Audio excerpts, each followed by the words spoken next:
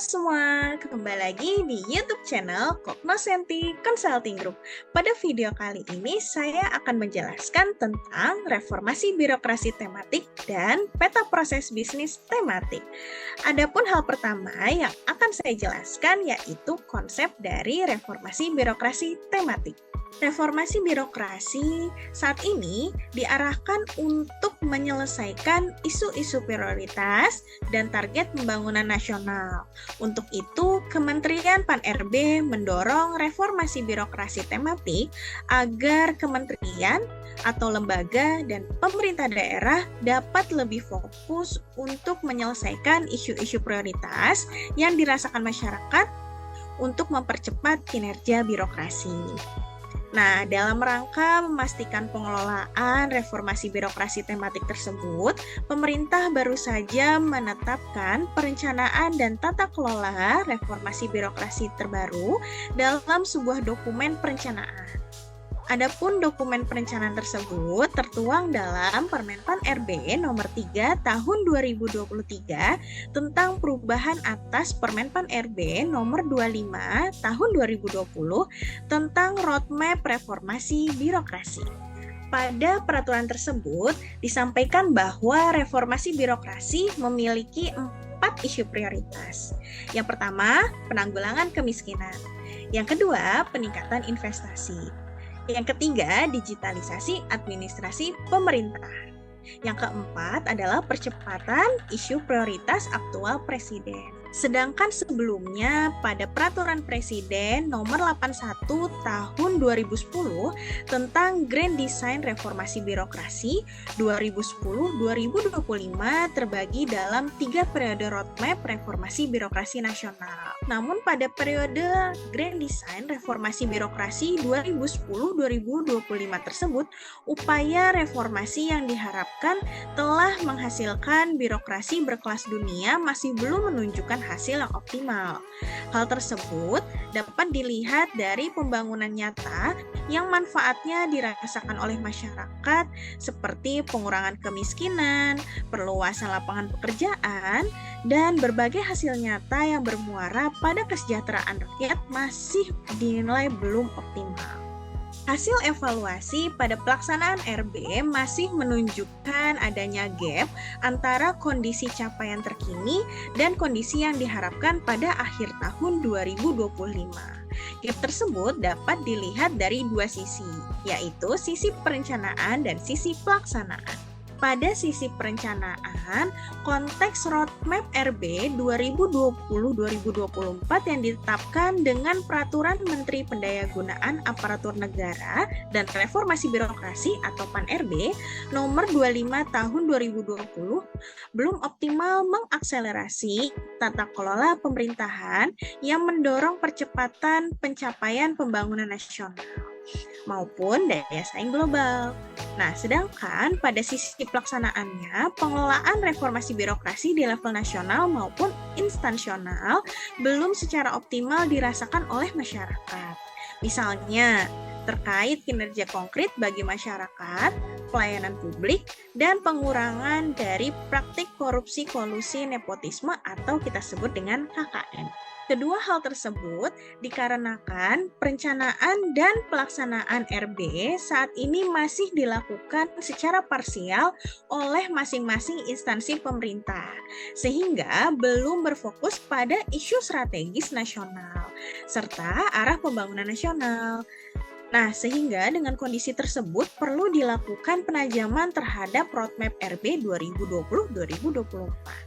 Pada roadmap RB 2020-2024 sebelum penajaman atau kita sebut dengan RB General, kegiatan yang dilakukan diarahkan pada perbaikan berbagai aspek pemerintahan yang dikenal dengan 8 area perubahan.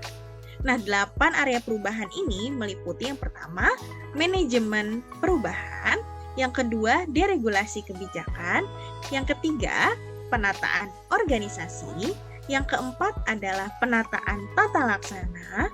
Yang kelima adalah penataan SDM aparatur. Yang keenam adalah penguatan akuntabilitas. Yang ketujuh adalah penguatan pengawasan. Dan yang kedelapan adalah peningkatan kualitas pelayanan publik. Pada Roadmap RB 2020-2024 setelah penajaman atau RB tematik, kegiatan RB ini tidak akan dikaitkan dengan 8 area perubahan tersebut, melainkan akan berfokus pada pelaksanaan percepatan atau akselerasi.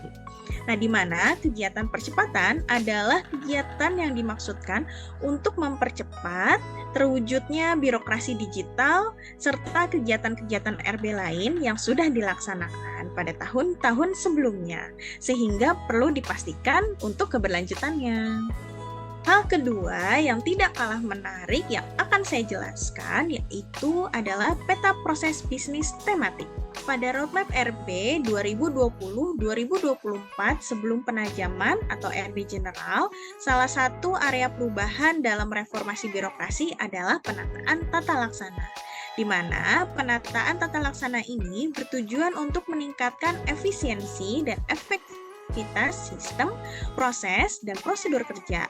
Penataan tata laksana dapat dilakukan melalui penyusunan peta proses bisnis instansi pemerintah yang tertuang pada Permenpan RB nomor 19 tahun 2018 tentang penyusunan peta proses bisnis instansi pemerintah dan Peraturan Presiden nomor 68 tahun 2019 tentang organisasi Kementerian Negara.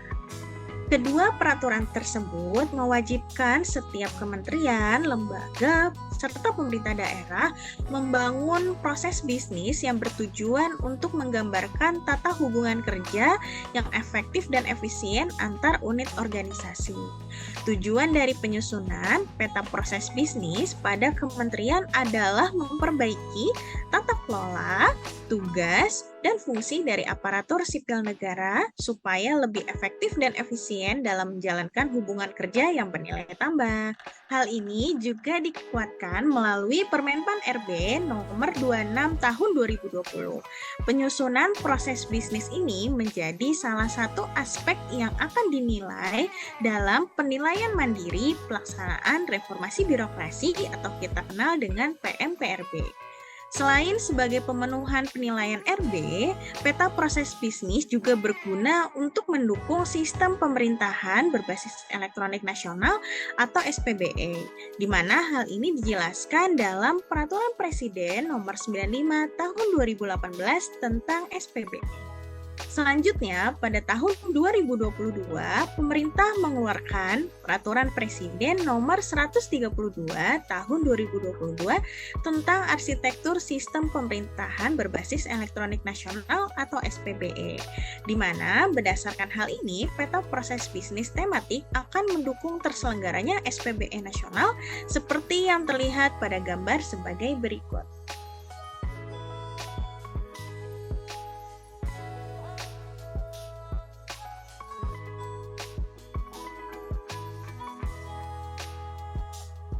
Berdasarkan hal-hal yang telah dijelaskan sebelumnya, maka dapat kita ambil kesimpulan bahwa peta proses bisnis tematik memiliki 4 poin yang tidak jauh berbeda dengan peta proses bisnis general yang ada saat ini.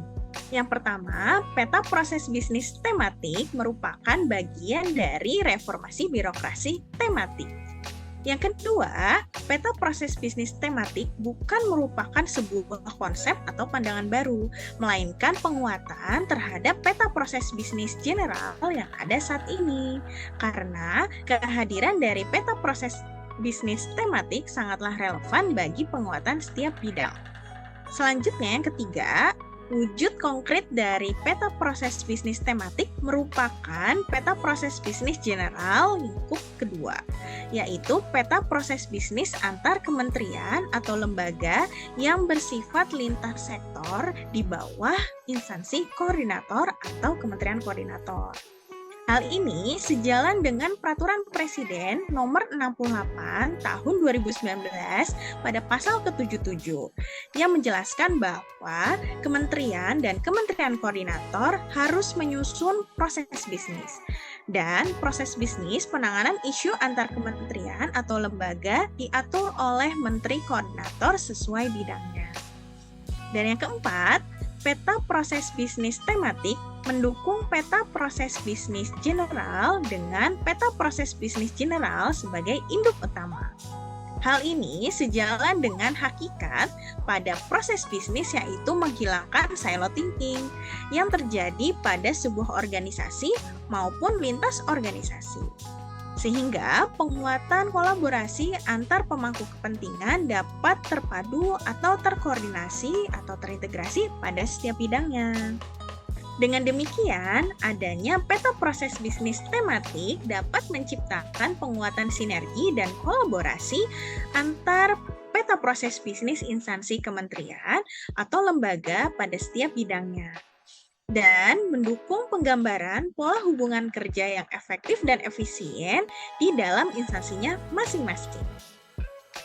Sekian video yang saya sampaikan, semoga bermanfaat untuk kalian semua. Jangan lupa di like, komen, dan share video ini sebanyak-banyaknya.